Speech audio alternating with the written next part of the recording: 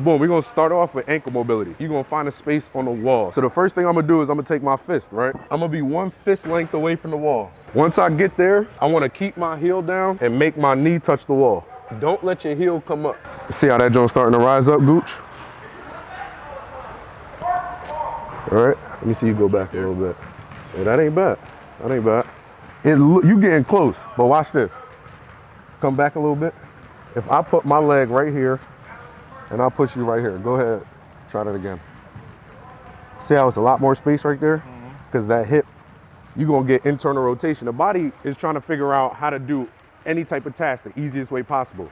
So if you don't got the mobility here, it's gonna try to create the mobility here. So it looks like you're good, but it's not coming from the ankle. You feel what I'm saying? So we gotta look a little bit deeper to see how your body's compensating for stuff. You just came from an Achilles surgery. I know it's something different on this side. I can't even touch it. Look.